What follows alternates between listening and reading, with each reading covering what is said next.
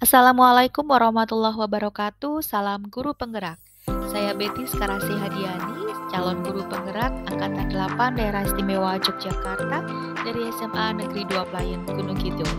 Pada kesempatan kali ini saya ingin menyampaikan mengenai kesimpulan dan refleksi pengetahuan dan pengalaman baru dari pemikiran Ki Hajar Dewantara. Dasar-dasar pendidikan Ki Hajar Dewantara yang telah saya simpulkan adalah mengenai yang pertama, konsep menuntun, bahwa pendidik hanya dapat menuntun tumbuh atau hidupnya kekuatan kodrat yang ada pada anak agar memperbaiki laku hidup, bukan dasarnya, dan tumbuhnya kodrat anak. Dengan demikian, pendidik juga perlu mengetahui tentang kekuatan kodrat dalam hal ini, bahwa memastikan mereka menjadi pribadi yang merdeka. Merdeka itu berarti hidup secara lahir batin bersandar atas kekuatannya sendiri. Secara lahir mereka bebas dan secara batin mereka mandiri. Untuk itu, penting sekali bagi pendidik untuk mengetahui bahwa ada kodrat, salah satunya adalah bentuknya dengan bermain, sehingga permainan itu menjadi bagian dari pembelajaran untuk penting sekali kita hadirkan di kelas. Kemudian yang berikutnya, pemikiran mengenai pendidikan yang berpihak pada anak, bahwa tentunya kita harus memperhatikan kebutuhan belajar anak sesuai perkembangannya, sesuai kesiapannya, minat, bakat, serta latar belakangnya. Pendidikan juga bukan merupakan konsep tabula rasa. Dalam hal ini, anak sudah memiliki bekal cipta, rasa, karsa, dan pekerti yang memang sudah ada pada dirinya.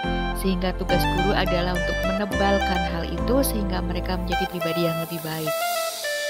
Kemudian dalam perkembangannya, kita juga perlu memperhatikan konteks diri peserta didik serta sosiokulturnya sehingga terjadi pembelajaran yang memang bermakna bagi peserta didik.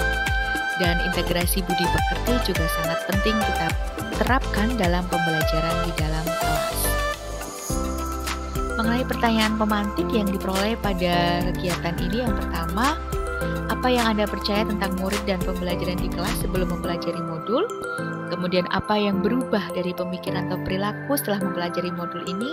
Dan yang terakhir mengenai apa yang dapat segera diterapkan lebih baik agar kelas mencerminkan pemikiran Ki Hajar Dewantara.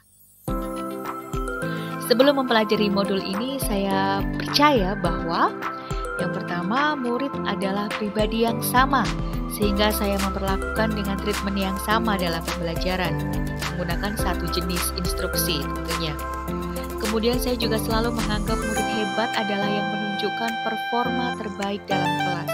Saya tidak menyadari bahwa semua anak sebetulnya memiliki kekuatan dan potensi masing-masing. Saya juga menganggap bahwa murid itu sebagai pribadi yang tidak banyak tahu, dan saya memaksa mereka menerima pola pikir saya tanpa memberi mereka kesempatan untuk lebih berpikir out of the box. Saya juga beranggapan bahwa murid tidak perlu berkontribusi, memberi pendapat mengenai perjalanan kelas.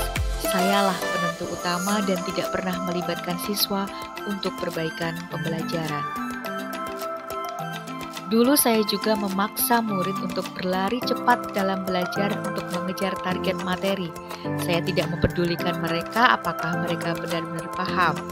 Seringkali konfirmasi yang saya lakukan hanyalah pertanyaan klasikal yang terkesan seperti basa-basi. Seperti pernyataan, apakah sudah paham? Ada pertanyaan? Jika mereka diam, maka saya simpulkan bahwa mereka sudah paham. Saya juga sering menggunakan alasan nilai agar anak mau belajar, sehingga muncul aura kompetisi yang tidak sehat, bahkan mengabaikan nilai kejujuran di dalam kelas saya. Dulu saya juga mengabaikan kodrat zaman. Saya menganggap mereka seolah-olah seperti manusia pada era saya, bukan sebagai kaum milenial yang tentunya mereka saat ini memiliki banyak referensi, banyak arus informasi yang mungkin mereka jauh lebih tahu daripada saya. Sehingga saya menerapkan cara pengajaran sama seperti pada zaman saya. Saya juga tidak pernah berpikir bahwa perbedaan kompetensi siswa itu sebetulnya adalah untuk berbagi peran agar kehidupan harmonis. Saya tidak saling menyikut, tetapi berpadu dalam kolaborasi.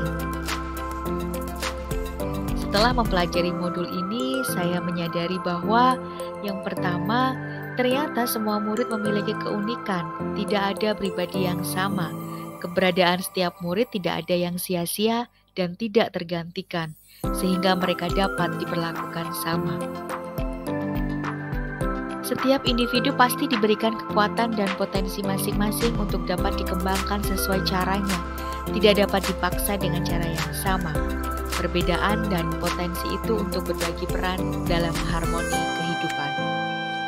Murid bukanlah kertas kosong, mereka sudah memiliki pengetahuan, bakat, minat dasar. Kita tidak dapat memaksakan pola pikir kita, tuntun lakunya, dan ajak untuk berpikir out of the box. Murid perlu berkontribusi, memberi pendapat mengenai perjalanan kelas. Saya bukanlah satu-satunya penentu utama. Murid harus dilibatkan untuk perbaikan pembelajaran. Respon murid merupakan materi inti dari pelajaran ini. Belajar bukanlah tentang kejar ketuntasan materi, tetapi tentang pemahaman siswa.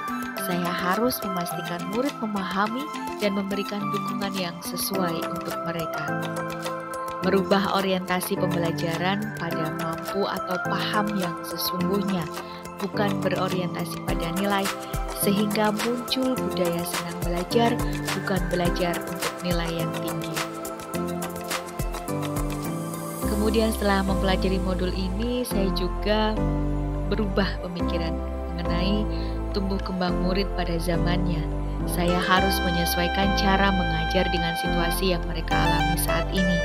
Pembelajaran harus relevan dengan zaman dan juga konteks belajar murid. Perbedaan kompetensi siswa itu sebetulnya adalah untuk berbagi peran di kehidupan harmonis, tidak saling mengikut tetapi berpadu dalam kolaborasi, sehingga saya harus berupaya mengembangkan pengalaman belajar bagi siswa untuk saling berkolaborasi. Kemudian hal yang dapat segera saya terapkan di kelas antara lain, yang pertama, tidak memperlakukan murid dengan cara yang sama, sehingga saya harus menggunakan berbagai strategi untuk memenuhi kebutuhan belajar siswa atau yang sering dikenal dengan teaching at the right level.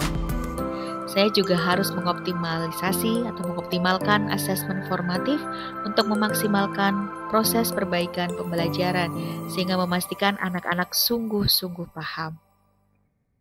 Mengembangkan pembelajaran yang mengajak mereka berpikir out of the box, non-rutin, dan tidak memaksakan ide saya kepada mereka, sehingga saya membebaskan mereka untuk berkreasi. Kemudian saya juga menumbuhkan budaya refleksi sehingga dapat dimanfaatkan dengan baik untuk umpan balik pembelajaran.